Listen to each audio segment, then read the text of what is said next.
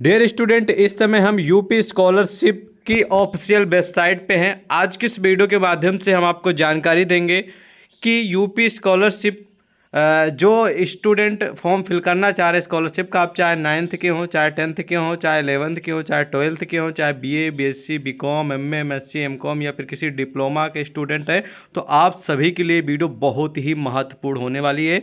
क्योंकि UP scholarship का जो फॉर्म है वो पूरी तरह पहले ही, काफ़ी दिन पहले ही पोर्टल ओपन हो चुका, आप अपना स्कॉलरशिप का फॉर्म फिल कर सकते हैं। लेकिन बहुत सारे स्टूडेंट कंफ्यूज हैं कि सर बताइए, इस बार 2024 और 25 या फिर 25 और 26 के सेशन के लिए जो डॉक्यूमेंट रिक्वायर है कि हमें क्या क्या तैयार करना पड़ेगा, या फिर फॉर्म फिल करते समय हमें किन किन डॉक्यूमेंट की आवश्यकता पड़ेगी। तो आज की इस वीडियो में आपको डॉक्यूमेंट के बारे में बताना वाला हूं कि आपको कौन कौन से डॉक्यूमेंट है जो तैयार कर लेना है।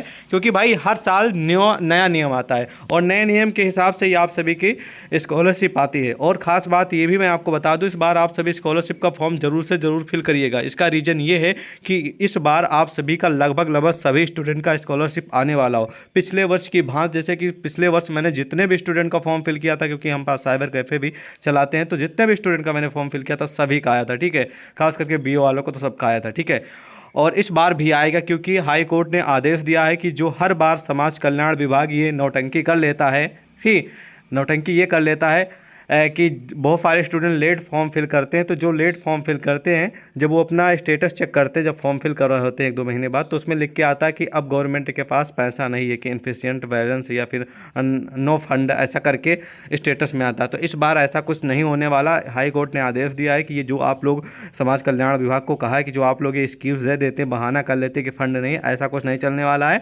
सभी का पैसा, जिन्होंने फॉर्म फिल किया, जिनका वेरिफिकेशन में सही सब चीज़ है, उनके स्कॉलरशिप उनके खाते में जानी चाहिए, और 3 महीने के अंदर, ये हाई कोर्ट ने आदेश दिया, वो मैं आपको बताया हूँ।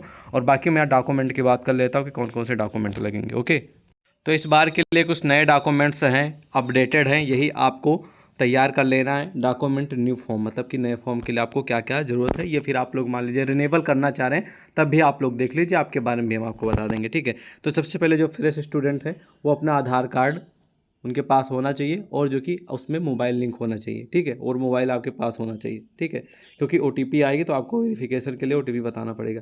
दूसरी बात, आपको मार्कशीट चाहिए। जैसे कि आप मान लीजिए इस बार बीए का फॉर्म फिल करने वाले हैं, तो आपके पास 12वीं क्लास की मार्कशीट होनी चाहिए, या फिर 12वीं का फिल कर रहे हैं तो आपके पास हाई स्कूल और 11वीं क्लास की मार्कशीट होनी चाहिए। ठीक है, तो यानी कि प्रीवियस ईयर की जितनी भी क्लासेज हैं उनका मार्कशीट आपको चाहिए। ठीक है, आपको आय प्रमाण पत्र बनवाना पड़ेगा, इनकम सर्टिफिकेट, ये मैंडेटरी है। ठीक है, इनकम सर्टिफिकेट ये आपको साइबर कैफ़े यानी कि जनसेवा केंद्र से बन जाएगा, तो आप लोग वहाँ से बनवा लीजिएगा।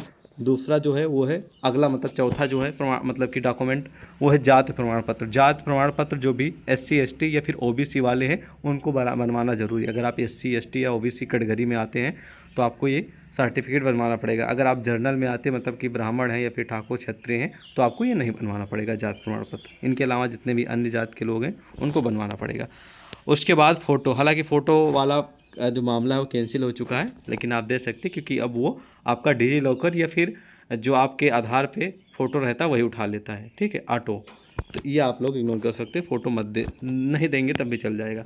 फीस रसीद, यानी कि जिस भी क्लास में आप पढ़ रहे हैं उस क्लास की टोटल फ़ीस कितनी है, ठीक है, ये आपको उसमें लिखना होता है। साथ साथ में जो आपको फ़ीस रसीद मिली उसमें एक नंबर होता है फ़ीस रसीद, वो लिखना पड़ेगा। ठीक है, और एक मोबाइल नंबर आपके पास होना चाहिए जो कि आधार से लिंक होना चाहिए, और एक ईमेल आईडी भी आपके पास होनी चाहिए। ठीक है, और अगली जो बात है वो बैंक पासबुक। हालांकि बैंक पासबुक की अब ज़रूरत नहीं पड़ती है, लेकिन आप जब आपको रिसीविंग दी जाएगी तो उसके पीछे आपको एक पासबुक की फ़ोटोकॉपी अटैच कर लेना। जब आपका फॉर्म सबमिट हो जाएगा, फिल हो जाएगा, रसीद दी जाएगी, तो उसके पीछे आपको सब डॉक्यूमेंट लगा लेना। जैसे कि आधार कार्ड हो गया, आपका बैंक की पासबुक हो गई, मार्कशीट हो गई, ये सब आपको अटैच कर लेना। तो बैंक पासबुक वहाँ पर अटैच करेंगे।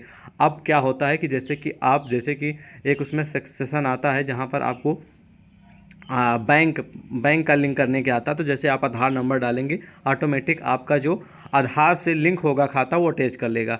क्योंकि नई शिक्षा नीति पॉलिसी के अकॉर्डिंग, मतलब कि जो न्यू पॉलिसी आई है, जब से लेकर आप सभी का जो पैसा है आपके वही खाते में जाता है जिसमें आधार लिंक है प्लस DBT है। DBT, NPCI और DBT आपको ज़रूर करा लेना है। NPCI और DBT के माध्यम से ही आप सभी के खाते में पैसा जाएगा, क्योंकि आप का जो स्कॉलरशिप है वही खाते में आएगा जिसमें DBT है या फिर NPCI कराए हैं तब।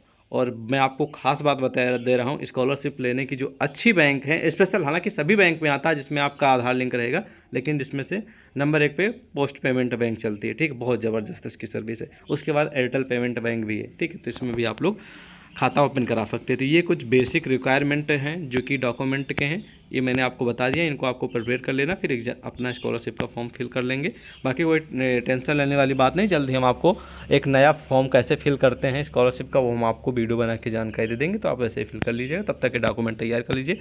और रिनेबल वाले स्टूडेंट रिनेबल वाले सेक्शन में जाकर अपना वो अपना पिछले साल का जो उनका स्कॉलरशिप नंबर था, मतलब रजिस्ट्रेशन नंबर वो, और वो आपका जो डेट ऑफ बर्थ है, पासवर्ड डाल के लॉगिन करके आपको बस अपना क्लास बदल देना है, बस उसके बाद सबमिट हो जाएगा। हालांकि एक वीडियो हम बना देंगे रिनेबल के ऊपर, तो आप लोग रिनेबल भी कर लीजिएगा। बाकी इसके अलावा कोई क्वेश्चन है ज़रूर पूछें, हम आपके पूरे सपोर्टिव हैं। स्कॉलरशिप से जुड़ी सभी अपडेट आपको इस चैनल के माध्यम से मिल जाएंगी, और चाहे छोटी हो चाहे बड़ी अपडेट हो, ठीक है। आप लोग कमेंट करके पूछ सकते हैं। वीडियो के डिस्क्रिप्शन में टेलीग्राम व्हाट्सएप का भी लिंक है, उससे ज्वाइन हो सकते हैं। मिलते हैं आपको एक और नए वीडियो के साथ, जब तक के लिए जय हिंद।